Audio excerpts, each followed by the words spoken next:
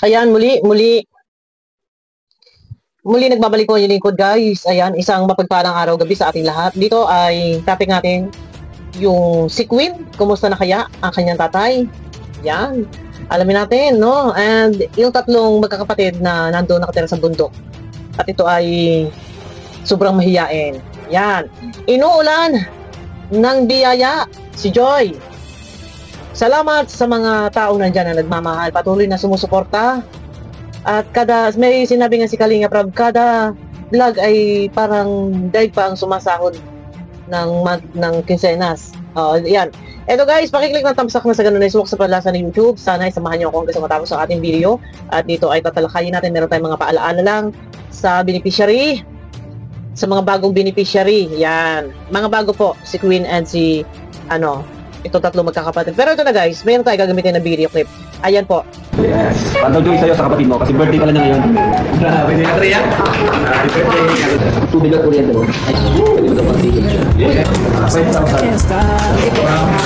Kapatid mo, birthday niya rin. Okay, galing. Hindi ko para kay Joy. Tita Marie, Mama Helen, Bobby.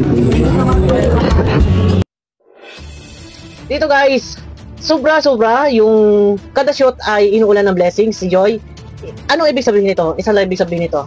Marami nagmamahal sa iyo and yung mga hinihiling mo noon before pa na ika nga ay siyempre yung hirap ng ating pamumuhay. Eto na, sinagot na yung laging hiling sa ating Ama. Sinagot na, yan na. Siksikliglig umaapaw yung blessings na natatanggap mo kada shoot. And bago lahat, thank you pala sa Team Bopil. Yan, salamat kay Ma'am Helen, kay Ma'am Marie, at sa Solid Joy. Yan, maraming salamat po sa Solid Joy. Yan. Eto guys, no? Basta Joy, ano mang mangyari. Wala namang mangyayari. Pero syempre, sinasabi ko doon sa iba, ay basta, nandiyan tayo, tuloy, meron o wala, tuloy, support Joy sa lahat ng ating mga minamahal na viewers. And sa mga nagmamaraton, ang layunin ay makasuporta tayo sa hindi lang sa paraang ambagan, kundi yung panonood lang po ng vlog ni Kalinga Prab ay malaking bagay na po, na lalo na yung mga hindi nag-skip ng ads. Kaya wag po natin kalimutang suportahan si Kalinga Prab. Salamat sa mga sponsor na patuloy na nandyan at nagpapaabot ng pagmamahal, ng blessings para kay Joy. Ayan, maraming salamat po. Dito guys, no, linis na tayo. At ang topic natin ay kumusta na ang daddy ni Queen. Meron na bang balita? Eto guys, likha ni Kalinga Prab, may gagamitin tayo. Pwede nyo pong panoorin kay Kalinga Prab kabuuang video. May balita na. May balita na ba? Ayun. Eto guys, no? Eto, magbibigay lang din ako ng advice dito kay Queen and doon sa mga nasa bundok po, yung tatlong magkakapatid. Bali, 4 po yun. May isa pang lalaki. Yun, tuloy. Kumusta naman Queen? Anong balita dun sa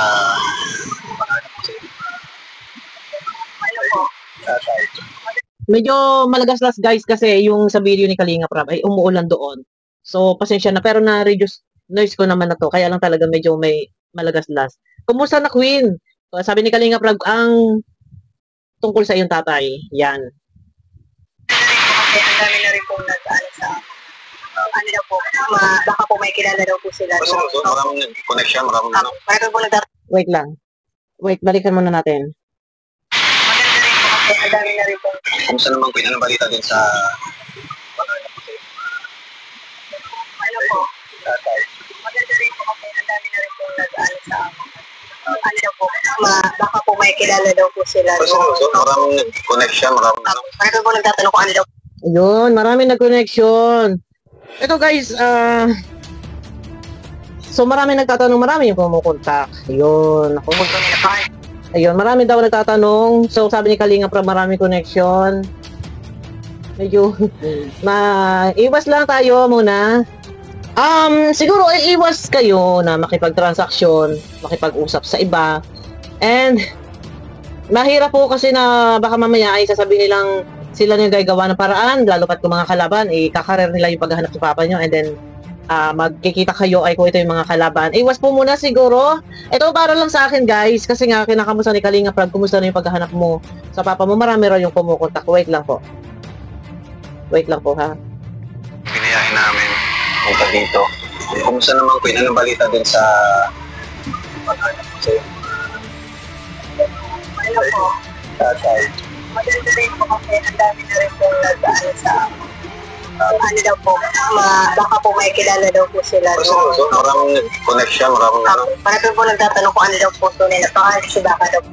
Ayun, marami na nagtatanong sa kanila. So, ibig sabihin, rumirekta. So, hindi natin alam kung sino. Baka mamaya may kalaban na biglang ikarir itong paghahanap sa papa ni Queen. And then, kung mahanap nila, makita nila, so sila na yung gagawa ng paraan para makita si Queen. Pero okay naman, maganda naman kung halimbawang makakatulong sila na mahanap yung tatay ni Queen. Pero ang akin lang sa lahat ng ating mga minamahal na viewers, mangyari lang siguro na wag naman na rumekta. Kasi ito yung isang magiging dahilan na baka po mamaya madismaya po ang ating direktor. Mangyari lang po kung may mga katanungan ng iba karamihan sa mga gustong tumulong naghahangad, ay mangyaring magtanong-tanong sa, for example, sa mga reaktor na kilala na ninyo or sa mga K-boys, magtanong ano ang pangalan ng tatay ni Queen. Dito guys, sabi ko nga sa inyo, kung yung iba ay naghahangad na matulungan si Queen, wala po problema doon. Opo, wala po problema. Pero yung iisipin po natin, yung ito ay maaaring maging isa sa dahilan na masira yung magandang plano o yung pagtulong ng kalingap para kay Queen ay maaaring ay maapektuhan. Kung may mga tanong po, mangyari lang po na magtanong kayo sa K-boys. PM nyo po yung K-boys. PM nyo rin po yung ibang reaktor na kilala ninyo na sa ganun. Maiwasan po yung magkakaroon ng direct contact. Yan. And sana din pa, ito ay advice ko lang. Advice ko sa lahat ng mga kumukontak. Advice ko po. Maiwasan po natin na magiging isa sa dahilan na kumbaga maapektuhan yung mga planong kung anong marapat kay Queen, masisira kasi eh. And paalala ko na lang din kila Queen, wag na mag-entertain kung may mga nagtatanong. Sa bagay, maganda nga po, sabi ko nga po sa inyo, sabi ko nga po sa inyo, sa lahat ng mga viewers, kung gusto po tumulong para mahanap po ang tatay ni Queen, ay iwasan po natin na ito ay maaari makaapekto. Magtanong-tanong na lang po sa loob ng kalingap. Huwag na po rumekta. Yun lang po yung sa akin, huwag na po rumekta. Dahil, baka yung iba, ito, paalaala kila Queen. Dahil merong iba na, noon pa man nauuso na, ang wakwak, lalo pat may mga connection sa ibang bansa, for example, sa Germany. May iba dyan na may connection, may kakilala taga Germany, so ikarir nila yun, ay yung mga taong yun ay hindi, kumbaga hindi sila kalingap, mga kalaban. Tapos ngayon, kung mahanap yung tatay mo, ay maganda kung gano'n, kung makita yung tatay mo. Kaya nga lang, ang mangyayari, kalalabasan, magkakaroon ng direct contact. So kayo na lang ang kausap. Pero yun nga, sabi ko nga sa inyo, kung ito naman ay normal na masasabi natin na napakalaking bagay na yung ginagawa ni Kalinga Prab, na kayo ay, kumbaga, ang lahat ng mga beneficiary ay na ipapakita sa kanyang YouTube channel. And kung meron kayong hinahanap mga hinaing or kailangan tulungan, nandito yung Kalingap. Kumbaga sabihin natin napakalaking bagay na si Kalingap Prab nandyan, no, para matugunan yung inyong kagustuhan at ang inyong mga pangangailangan, yon. Kasi nga naman, kung ibong iba ay dadirect na contact sa inyo, siguro, naman yung mga viewers or kung sino man, wag naman po sana. Kasi, maiwasan yung masira ang magandang plano. Yun lang ang sa akin, paalaala ko lang.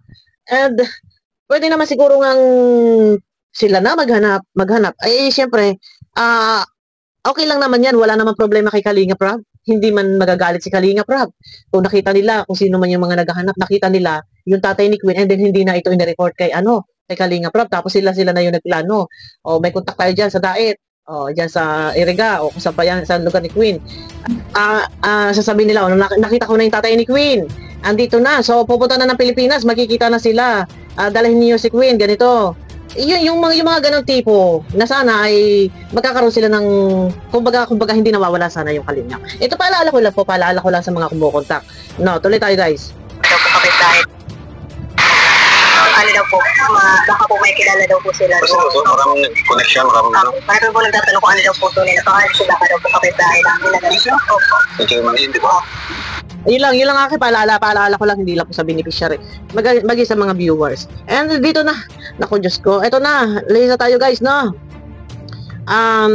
Yung tatlong magkakapatid na nando sa bundok ay napakaganda po ng pangarap ni Kalinga Prab. At sabi ni Kalinga Prab, ako'y medyo doon nantig ang aking puso. At napakaganda ng